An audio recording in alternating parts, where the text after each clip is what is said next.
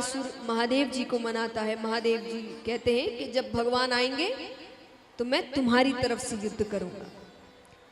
ठीक है, तो अब लीलाएं अपनी अपनी जगह पर पड़ रही है। यहाँ पर भगवान के पुत्र पौत्र इत्यादि होते हैं। तो भगवान के एक पौत्र होता है, उसका नाम होता है अनिरुद्ध। क्या नाम है? और बाणासुर की पुत्री का नाम था उषा। तो उषा ने सपने में, देखिए समय समय की बात है,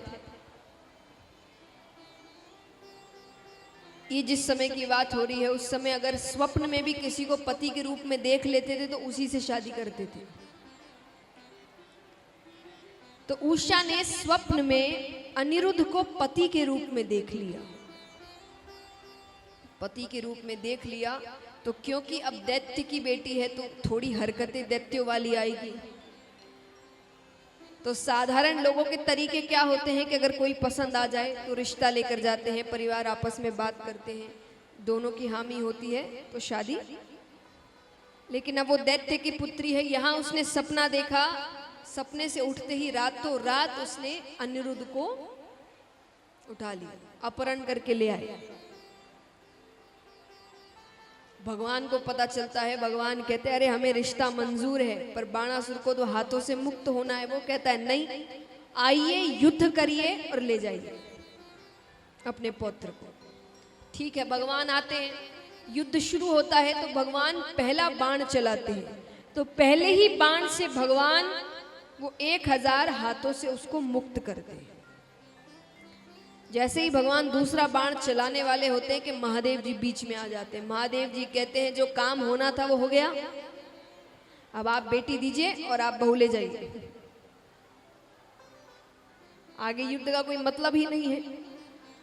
तब भगवान अपने पौत्र और पौत्र वधू को अपने साथ द्वारका लेकर जाते हैं। अब यहां पर हम चलते हैं महाभारत के प्रसंग में।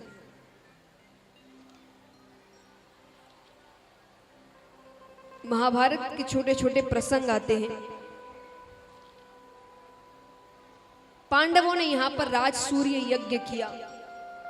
राजसूर्य यज्ञ में, यज्ञ के बीच पूछा जाता है कि किसी की अग्र पूजा होनी है। पंडितों ने कहा क्योंकि यज्ञ पांडव करा रहे हैं तो वही बताएंगे कि वो अग्र पूजा किसकी करवाना चाहते हैं। पांडवों के मुख में तो केवल एक ही नाम है। कौन सा नाम? कृष्ण। तो भगवान की अग्र पूजा हो रही है, सब प्रसन्न हैं सिवाय शिशुपाल के। वो खड़े होकर कहता है कि यहाँ बड़े बड़े राजा महाराजा ऋषिगण बैठे हैं, लेकिन पूजा किसकी हो रही है? इस ग्वाले की। पांडव क्रोधित होते हैं। भगवान कहते बैठ जाओ, मैंने इसकी माता को वचन दिया था इसकी 108 गलतियां माफ करूंगा मैं। अब वो अपशब्द पे अपशब्द कहे जाए, 107 अपशब्द कह देता है। भगवान कहते हैं देखो मैंने तुम्हारी माता को वचन दिया था कि तुम्हारी 108 गलतियां माफ कर दूंगा, 107 अपशब्द कह चुके हो, इसके आगे कुछ कहा तो मुझे दोष मत देना। शिशुपाल कहे जिसने 107 सुन लिए वो 110 भी सुनेगा, वो कायर है।